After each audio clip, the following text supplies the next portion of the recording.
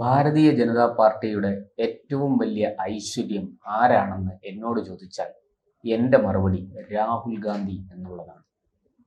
അത് ക്രൗഡ് പുള്ളറായ നരേന്ദ്രമോദിയല്ല, ചാണക്യ തന്ത്രങ്ങൾ കൈവശമുള്ള അമിത്ഷായല്ല, പുറകിൽ പ്രവർത്തിക്കുന്ന സംഘപരിവാറിലെ ഏറ്റവും അതിൻ്റെ നേതൃത്വം വഹിക്കുന്ന RSS അല്ല, മറിച്ച് രാഹുൽ ഗാന്ധിയാണ് ഈ പാർട്ടിയുടെ ഏറ്റവും വലിയ ഐശ്വര്യം. അതിന് ഒരുപാട് തെളിവുകളുണ്ട്. നമ്മൾ സാധാരണ ചില വീടുകളിലൊക്കെ ചെല്ലുമ്പോൾ അവിടെ എഴുതി വെച്ചേക്കും, ചെറിയൊരു നോട്ടീസ് ഇങ്ങനെ വാതിൽക്കൽ പതിപ്പിച്ചേക്കും, ചക്കുളത്തമ്മ ഈ വീടിൻ്റെ ഐശ്വര്യം, അതുപോലെ ആറ്റുകാലമ്മ ഈ വീടിൻ്റെ ഐശ്വര്യം എന്ന്. അത് ഭക്തി പുരസ്സരം അവർ എഴുതി വെക്കുന്നതാണ്. അതുപോലെ BJPക്കാരും അവരുടെ ഓഫീസുകളിൽ രാഹുൽ ഗാന്ധി ഈ പാർട്ടിയുടെ ഐശ്വര്യം എന്ന ബോർഡ് സത്യത്തിൽ വയ്ക്കേണ്ടതാണ്. കാരണം ഈ ചെറുപ്പക്കാരൻ ജീവിച്ചിരിക്കുന്നിടത്തോളം കാലം BJPക്ക് ഭയപ്പെടേണ്ട, അവർക്ക് അധികാരത്തിൽ നിന്ന് ഇറങ്ങേണ്ടി വരില്ല. കാരണം ഈ പാർട്ടിയെ ഏതു വിധേനയും അധികാരത്തിലെത്തിക്കുക. ഇപ്പോൾ നമ്മുടെ പ്രധാനമന്ത്രി നരേന്ദ്രമോദിക്ക് വയസ്സ് 75ആയി. അദ്ദേഹം ഒഴിയണം എന്നൊക്കെ വിവിധ കോണുകളിൽ നിന്ന് ഇങ്ങനെ ആവശ്യങ്ങൾ വരുന്നുണ്ട്. 75 വയസ്സല്ലേ നിങ്ങൾ രാഷ്ട്രീയത്തിൽ നിന്ന് പിരിഞ്ഞു പോകാനായിട്ട് വെച്ചിരിക്കുന്ന പ്രായം, അതുകൊണ്ട് മോദി പിരിഞ്ഞു പോകുന്നില്ലേ എന്നൊക്കെയുള്ള ചോദ്യം പലരും ഉയർത്തുന്നുണ്ട്. പക്ഷേ അതൊക്കെ വെറുതെയാണ്. നരേന്ദ്രമോദി എന്ന നേതാവിൻ്റെ ജനപ്രീതി വളരെ വലുതാണ്. അത് ഇന്ന് നമ്മളിപ്പോൾ അമേരിക്കയിൽ പോലും കണ്ടു. അവിടെ ട്രംപ് 6-മതോ 8-മതോ ഒക്കെയാണ്.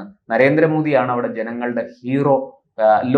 പല ലോകരാഷ്ട്രങ്ങൾക്കിടയിലും നടന്ന സർവേയിൽ നരേന്ദ്രമോദിക്ക് കിട്ടിയിരിക്കുന്ന മാർക്ക് വളരെ വലുതാണ്, സ്ഥാനം വളരെ വലുതാണ്. എങ്കിലും ഞാൻ പറയും, ഇന്ത്യയിൽ BJPയുടെ ഐശ്വര്യം രാഹുൽ ഗാന്ധി തന്നെയാണ് എന്ന്. അതിന് കാരണം, ആദ്യം ഒരു ബോംബ് കൊണ്ടുവന്നു, അത് പൊട്ടിത്തകർന്ന് കയ്യിലിരുന്ന് തന്നെ പൊട്ടിത്തകർന്ന് ചീറ്റിപ്പോയി. ഇപ്പോൾ ഇതാ ഇന്നലെ ഒരു ബോംബ് കൊണ്ടുവന്നു, അത് ഹൈഡ്രജൻ ബോംബാണ്, വലിയ നാശമുണ്ടാക്കും എന്നൊക്കെ പറഞ്ഞാണ് ചില ഈ രാഹുൽ കുഴലൂത്തുകാരായ ചില മാധ്യമങ്ങളൊക്കെ പ്രചരിപ്പിച്ചിരുന്നത്. പക്ഷെ അതൊരു ഹൈഡ്രജൻ ബോംബും അല്ല, ഒരു സാധാരണ ബോംബും അല്ല, ഒരു നനഞ്ഞ പടക്കം മാത്രമാണ് എന്ന് പറയേണ്ടി വരും. കാരണം കോൺഗ്രസ് സ്ഥാനാർത്ഥി ജയിച്ച ഒരു മണ്ഡലത്തിൽ വലിയ ക്രമക്കേട് നടന്നു എന്നാണ് രാഹുൽ പറയുന്നത്. അവിടെ 6100 ചില്ലുവാനം വോട്ടുകൾ അവിടെ വെട്ടി നീക്കാൻ ശ്രമിച്ചു. ഓൺലൈനിലൂടെ ആ വോട്ടുകൾ ഇല്ലാതാക്കാൻ ശ്രമിച്ചു. അത് പട്ടികജാതിക്കാരുടെയും പിന്നാക്ക വിഭാഗങ്ങളുടെയും മുസ്ലിങ്ങളുടെയും വോട്ടുകളാണ് അത്തരത്തിൽ വെട്ടി നീക്കാൻ ആലോചിച്ചത്. ഇത് കർണാടകയിലാണ് ഈ സംഭവം എന്ന് പറഞ്ഞാണ് രാഹുൽ തുടങ്ങിയത്. തിരഞ്ഞെടുപ്പ് കമ്മീഷൻ അത് സംബന്ധിച്ച വിശദീകരണം ഉടൻ തന്നെ നൽകി. അവിടെ ഇത്തരത്തിൽ ഒരു ഒരു പരാതി കിട്ടി. അതായത് ഈ വോട്ട് ഏതാണ്ട് 6000 ചില്ലുവാനം വോട്ട്, 6018 വോട്ടുകൾ ഇങ്ങനെ അനധികൃതമായി കൂട്ടിച്ചേർക്കപ്പെട്ടതാണ്, ഇത് നീക്കം ചെയ്യണം എന്ന് പറഞ്ഞ് ഓൺലൈനിൽ ഒരു പരാതി കിട്ടി. ആ പരാതി തെരഞ്ഞെടുപ്പ് കമ്മീഷൻ പരിശോധിച്ചപ്പോൾ അതിൽ 5994 പരാതികളും ഫേക്ക് ആണ് എന്ന് കണ്ടെത്തി. 24 പേരുടെ പരാതികൾ മാത്രമാണ്, അല്ലെങ്കിൽ പേരുകൾ മാത്രമാണ് ജെനുവിൻ ആയിരുന്നത്. അത് വേണ്ട നടപടി സ്വീകരിച്ചു. അതിനുശേഷം അവർ അതിനെക്കുറിച്ച് അന്വേഷിച്ചപ്പോൾ ദുരൂഹത മനസ്സിലാക്കി. അതുകൊണ്ട് ചീഫ് ഇലക്ടറൽ ഓഫീസർ കർണാടക പോലീസിൽ പരാതി കൊടുത്തു, FIR രജിസ്റ്റർ ചെയ്തു. ഇത് 2023 ഫെബ്രുവരിയിൽ നടന്ന കാര്യമാണ്. അങ്ങനെ അവിടെ ഇതെല്ലാം ചെയ്ത് വളരെ കൃത്യമായിട്ട് അപ്പോഴത്തേക്കും പിന്നീട് അവിടെ നിയമസഭാ തെരഞ്ഞെടുപ്പ് നടന്നു. അധികാരം കോൺഗ്രസിന് കിട്ടി. കോൺഗ്രസ് അവിടെ അധികാരത്തിലേക്ക് വന്നു. കോൺഗ്രസ് സർക്കാരിന് എന്തുകൊണ്ട് ഇത് അന്വേഷിക്കാനായില്ല? കോൺഗ്രസ് സർക്കാർ ഇതിനെക്കുറിച്ച് കൃത്യമായിട്ട് അന്വേഷിച്ചു. BJPക്കാരാണ് കുറ്റം ചെയ്തതെങ്കിൽ, കേന്ദ്ര സർക്കാരും തെരഞ്ഞെടുപ്പ് കമ്മീഷനുമാണ് കുറ്റം ചെയ്തതെങ്കിൽ എന്തുകൊണ്ട് സിദ്ധരാമയ്യയും DK ശിവകുമാറും നേതൃത്വം നൽകുന്ന കോൺഗ്രസ് സർക്കാർ നടപടി സ്വീകരിക്കുന്നില്ല? ഈ ചോദ്യത്തിനൊന്നും ഉത്തരം രാഹുലിന്റെ കയ്യിലില്ല. പകരം ഇതേക്കുറിച്ച് നിങ്ങൾ എന്തുകൊണ്ട് ഇത് തെരഞ്ഞെടുപ്പ് കമ്മീഷനെതിരെ കോടതിയിൽ പോകുന്നില്ല എന്ന് ഒരു മാധ്യമപ്രവർത്തകൻ ചോദിച്ചപ്പോൾ വളരെ വിസ്ഫോടനാത്മകമായ, ഞെട്ടിക്കുന്ന ഒരു മറുപടിയാണ്, നമ്മുടെ ഇന്ത്യൻ ജനാധിപത്യത്തെ പരിഹസിക്കുന്ന ഒരു മറുപടിയാണ് ശ്രീമാൻ രാഹുൽ ഗാന്ധി പറഞ്ഞത്. ജനാധിപത്യം സംരക്ഷിക്കേണ്ടത് എൻ്റെ ജോലിയല്ല. നമുക്കറിയാം, പാർലമെന്റിൽ അടക്കം നിരന്തരം ഭരണഘടന ഉയർത്തിക്കാണിച്ച് അദ്ദേഹം നടത്തിയ പ്രസംഗങ്ങൾ, അദ്ദേഹം നടത്തിയ കോലാഹലങ്ങൾ, എന്തിനു പറയുന്നു, രാജീവ് ഗാന്ധി മഹാത്മാഗാന്ധിയെ കൊന്നതുപോലും ഈ ഭരണഘടനയിൽ വിശ്വാസമില്ലാത്തത് കൊണ്ടാണ്. മഹാത്മാഗാന്ധി മരിച്ചതിന് ശേഷമാണ് ഭരണഘടന നിലവിൽ വരുന്നത്.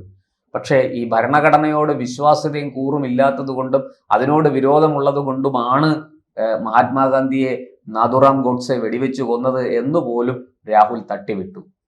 മരിച്ചുപോയ അരുൺ ജെയ്റ്റ്ലി ഏതാണ്ട് 1.5 വർഷത്തിന് ശേഷം തിരിച്ചു വന്ന് തന്നെ ഭീഷണിപ്പെടുത്തി എന്ന് പറഞ്ഞ മുതലാണ് ഈ രാഹുൽ ഗാന്ധി. അതുകൊണ്ട് അതും അതിലപ്പുറവും നമുക്ക് പ്രതീക്ഷിക്കാം. എന്തായാലും ഒരു പ്രതിപക്ഷ നേതാവിന്റെ ഉത്തരവാദിത്വം വഹിക്കാൻ താൻ യോഗ്യനല്ല, താൻ പ്രതിപക്ഷ നേതാവിന്റെ കസേരയിൽ ഇരിക്കാൻ പോയിട്ട് പ്രതിപക്ഷ നേതാവിന്റെ പിയൂണാകാൻ പോലും യോഗ്യതയില്ല എന്ന് തെളിയിക്കുന്ന വാക്കുകളാണ് രാഹുൽ പറഞ്ഞത്. അദ്ദേഹം പറഞ്ഞത്, ഇതെന്റെ ഉത്തരവാദിത്വമല്ല, ജനാധിപത്യം സംരക്ഷിക്കേണ്ടത് എന്റെ ഉത്തരവാദിത്വമല്ല, ഞാൻ ഈ സർക്കാരിനെ സമ്മർദ്ദത്തിലാക്കാനാണ് വന്നിരിക്കുന്നത്. നോക്കൂ, എത്ര ബാലിശമായ വാദമാണ് ഈ രാഹുൽ ഗാന്ധി ഉന്നയിക്കുന്നത്. നമ്മളെല്ലാവരും ജനാധിപത്യ വിശ്വാസികളാണ്. പ്രതിപക്ഷത്തിന് വലിയ മഹത്വം കൊടുക്കുന്ന ഒരു രാഷ്ട്രമാണ് നമ്മുടേത്. പ്രധാനമന്ത്രിയുടെ വാക്കുകളെ പോലെ തന്നെ പ്രതിപക്ഷ നേതാവിന്റെ വാക്കുകൾക്കും പ്രാധാന്യം കൊടുക്കുന്ന ഒരു ജനതയാണ് നമ്മുടെ രാജ്യത്തുള്ളത്. അതുകൊണ്ടാണ് 1975 അടിയന്തരാവസ്ഥ പ്രഖ്യാപിച്ച ഇന്ദിരാഗാന്ധിക്ക് പിന്നീട് അടിയന്തരാവസ്ഥ പിൻവലിച്ചതിനു ശേഷം നടന്ന തെരഞ്ഞെടുപ്പിൽ എന്തു സംഭവിച്ചു എന്ന് നമുക്കറിയാം. നിരക്ഷര കുക്ഷികളെന്ന് നമ്മൾ ആക്ഷേപിക്കുന്ന ഉത്തരേന്ത്യൻ ജനതയും ഈ വടക്ക് കിഴക്കൻ സംസ്ഥാനങ്ങളിലുള്ളവരും എന്തിനു പറയുന്നു, നമ്മുടെ തൊട്ടടുത്ത തമിഴ്നാട്ടിൽ പോലും കോൺഗ്രസിന് കനത്ത തിരിച്ചടി കിട്ടി, കേരളത്തിൽ ഒഴിച്ച്. കേരളത്തിൽ മാത്രം കോൺഗ്രസിന് വലിയ പിന്തുണയാണ് കിട്ടിയത്. ബാക്കി എല്ലായിടത്തും കനത്ത തിരിച്ചടി കോൺഗ്രസിന് കിട്ടി. പല സ്ഥലങ്ങളിലും കോൺഗ്രസ് സംപൂജ്യരായി. എന്തിനു പറയുന്നു, ഒരു കോൺഗ്രസ് ഇതര സർക്കാർ ആദ്യമായിട്ട് വന്നത്, ഭാരതത്തിൽ ഭരിക്കാൻ വന്നത് ആ കാലത്താണ്.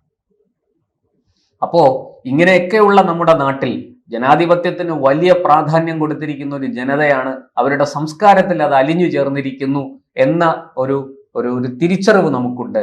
അങ്ങനെയുള്ള ഒരു നാട്ടിലാണ് രാഹുൽ ഗാന്ധിയെ പോലൊരു പ്രതിപക്ഷ നേതാവ് പറയുന്നത് ജനാധിപത്യം സംരക്ഷിക്കൽ എന്റെ ജോലിയല്ല എന്ന്. എന്താണ് പിന്നെ അദ്ദേഹം ഉദ്ദേശിക്കുന്നത്? അദ്ദേഹം ഉദ്ദേശിക്കുന്നത് ഇപ്പോൾ വ്യക്തമായി കഴിഞ്ഞു. അദ്ദേഹം പറയുന്നു, ജെൻസി, അതായത് ശ്രീലങ്കയിലും ബംഗ്ലാദേശിലും നേപ്പാളിലും കണ്ടതുപോലെ ജനം തെരുവിലിറങ്ങണം. യുവാക്കളെ, നിങ്ങൾ തെരുവിലിറങ്ങൂ, നിങ്ങൾ ഈ സർക്കാരിനെ വലിച്ചു താഴെയിടൂ, നരേന്ദ്രമോദിയെ നിങ്ങൾ എന്തും ചെയ്യൂ, പിച്ചി ചീന്തു, ഈ പാർലമെന്റ് മന്ദിരം തകർക്കൂ, അതിന് തീയിടൂ, ഈ പറയുന്ന ഭരണ സംവിധാനത്തെ മുഴുവനും ഇല്ലായ്മ ചെയ്യൂ. ഞങ്ങൾ അതിനുശേഷം നിങ്ങൾ അങ്ങനെ ഈ സർക്കാരിനെ നിങ്ങൾ നിഷ്കാസിതരാക്കിയാൽ നിങ്ങൾക്ക് വേണ്ടി പിന്നെ ഞാൻ അധികാരത്തിൽ കയറാം, നിങ്ങൾ എന്നെ പ്രധാനമന്ത്രിയാക്കണം എന്നാണ് ഈ പറയുന്നതിന്റെ അർത്ഥം. ഇപ്പോഴത് വളരെ വ്യക്തമായിട്ട് പുറത്തു വന്നു. ഞാൻ കോടതിയെ സമീപിക്കില്ല എന്നാണ് രാഹുൽ പറയുന്നത്. മറിച്ച് ജനാധിപത്യം സംരക്ഷിക്കൽ എന്റെ ജോലിയല്ല, അത് ജനങ്ങൾ തെരുവിലിറങ്ങി നടത്തണം. എങ്ങനെ? നരേന്ദ്രമോദിയെ പിച്ചി ചീന്തണം, പാർലമെന്റ് മന്ദിരം തകർക്കണം, അതിന് തീയിടണം, നമ്മുടെ ഭരണഘടന കത്തിക്കണം, എന്നിട്ട് ആ പ്രധാനമന്ത്രി കസേരയിലേക്ക് ശ്രീമാൻ രാഹുൽ ഗാന്ധിയെ, BJP എന്ന പാർട്ടിയുടെ ഐശ്വര്യമായ രാഹുൽ ഗാന്ധിയെ അവിടെ പിടിച്ചിരുത്തണം. ഞാൻ ഇവിടെ ഇരുന്ന് ഭരിച്ചുകൊള്ളാം, കാരണം ഇന്ത്യ മഹാരാജ്യം എൻ്റെ മുതുമുത്തച്ഛൻ ജവഹർലാൽ നെഹ്റു തൊട്ട് ഇങ്ങോട്ടുള്ളവർക്ക് പാരമ്പര്യമായിട്ട് ഭരിക്കാൻ അനുവദിച്ചു തന്നിരിക്കുന്നതാണ് ഈ നമ്മൾ പറയുന്ന ഈ രാജവാഴ്ചയുണ്ടല്ലോ, അതാണ് പാരമ്പര്യമായിട്ട്. അച്ഛൻ രാജാവ്, മകൻ രാജാവ്, മകന്റെ മകൻ രാജാവ്, അയാളുടെ മകൻ രാജാവ്, ഇങ്ങനെ പോകും. ഇത് രാഹുൽ ഗാന്ധിക്ക് ഇതുവരെ നേരം വെളുത്തിട്ടില്ല. അദ്ദേഹം ഇപ്പോഴും നല്ല ഉറക്കത്തിലാണ്, സ്വപ്നം കണ്ട് കിടക്കുകയാണ്. നരേന്ദ്രമോദിയെ പിടിച്ചു പുറത്താക്കും, എന്നെ പ്രധാനമന്ത്രിയാക്കും എന്ന്. സാധാരണ തലയിൽ ബുദ്ധിയുള്ളവർക്ക്, നിലാവുള്ളവർക്ക് ഇതൊക്കെ തോന്നും, ബുദ്ധിയുള്ളവർക്ക് ആർക്കും ഇത് തോന്നില്ല. എന്തായാലും ഒരു കാര്യം സത്യമാണ്, രാഹുൽ ഗാന്ധി ഈ ചെറിയ എന്തെങ്കിലും ഉദ്ദേശത്തോടു കൂടിയല്ല ഇതൊക്കെ പറയുന്നത്, മറിച്ച് വലിയ രീതിയിൽ സോറോസുമാരുടെ ഫണ്ട് ഉപയോഗിച്ച് ഈ രാജ്യത്തെ അട്ടിമറിക്കാൻ നടത്തുന്ന ശ്രമങ്ങൾക്ക് സർവ്വ പിന്തുണയും കൊടുക്കുകയാണ് രാഹുൽ എന്ന് പറഞ്ഞാൽ അത് നിഷേധിക്കാൻ കഴിയില്ല, അതിനെ കുറ്റപ്പെടുത്താൻ കഴിയില്ല. അങ്ങനെ ആരെങ്കിലും പറഞ്ഞാൽ അവരെ നമുക്ക് പഴി പറയാൻ സാധിക്കില്ല. അത്തരത്തിലേക്കാണ് കാര്യങ്ങൾ പോകുന്നത്. ഏത് അക്രമം നടത്തിയും ഈ രാഷ്ട്രത്തിന്റെ അധികാരം പിടിച്ചെടുക്കുക, BJPയെയും നരേന്ദ്രമോദിയെയും വലിച്ചു പുറത്തേക്കിടുക, അവരെ പാർലമെന്റിൽ നിന്ന് നിഷ്കാസിതരാക്കുക, എന്നിട്ട് അധികാര കസേരയിൽ കയറുക എന്നുള്ളതാണ് രാഹുൽ ഉദ്ദേശിക്കുന്നതെന്ന് വ്യക്തം. പക്ഷേ രാഹുൽ തിരിച്ചറിയപ്പെടാതെ പോയൊരു സത്യം, പണ്ടൊരിക്കൽ രാഹുലിന്റെ അമ്മുമ്മ ഇതിന് ശ്രമിച്ചതാണ്. അന്ന് ഏതാണ്ട് 2 വർഷത്തോളം ഭാരതത്തിലെ ജനങ്ങളെ അവർ അടിമകളെ പോലെ ഈ പോലീസ് അല്ലെങ്കിൽ പട്ടാളം അല്ലെങ്കിൽ അത്തരത്തിലുള്ള അധികാരത്തിന്റെ മുഷ്ക് ഉപയോഗിച്ച് ഇന്ത്യൻ ജനതയെ വരുതിയിൽ നിർത്തിയിരുന്നു. പക്ഷേ അത് ആ 2 വർഷം കൊണ്ടങ്ങ് അവസാനിച്ചു. അടുത്ത തെരഞ്ഞെടുപ്പിൽ ജനം അവരെ തൂത്തെറിയുന്ന കാഴ്ച. റായ്ബറേലിയിൽ തോറ്റു, ചിക്കമംഗലൂരിൽ തോറ്റു, ഇന്ദിരയ്ക്ക് പോലും രക്ഷയുണ്ടായില്ല. സഞ്ജയ് ഓടിയ വഴിക്ക് പുല്ല് കിളിർത്തില്ല. അവരുടെ മകൻ സഞ്ജയ് ഗാന്ധിക്ക് പിടിച്ചു നിൽക്കാൻ പോലും ആയില്ല. ഇന്നലെ നേരിട്ട നിയമ നടപടിയൊക്കെ നമ്മൾ കണ്ടതാണ്. എന്തായാലും അതൊരു വലിയ പാഠമാണ്. രാഹുൽ അത് ഓർക്കണം. ബംഗ്ലാദേശിലെയും നേപ്പാളിലെയും ശ്രീലങ്കയിലെയും ജനങ്ങളല്ല ഇന്ത്യയിലെ ജനങ്ങൾ. ഈ മണ്ണിൽ ജനിച്ചു വീണവർക്ക് അതിൻ്റെ പവിത്രതയുണ്ട്, അതിൻ്റെ സംശുദ്ധിയുണ്ട്, അതിൻ്റെ സംസ്കാരമുണ്ട്. അത് ഇറ്റലിക്കാരിയുടെ മകനായ രാഹുലിനത് മനസ്സിലാകില്ല. അത് മനസ്സിലാകണമെങ്കിൽ സമ്പൂർണമായും ഒരു ഭാരതീയനായി മാറണം, ഭാരതത്തിന്റെ പുത്രനായിട്ട് ജനിക്കണം. അങ്ങനെ ജനിക്കാത്തിടത്തോളം കാലം രാഹുൽ എല്ലാ കാലത്തും ഇത്തരത്തിൽ ഭാവി പ്രധാനമന്ത്രിയായി സ്വപ്നം കണ്ട് ഉറങ്ങാനേ കഴിയുള്ളൂ എന്ന് മാത്രമേ പറയാനുള്ളൂ.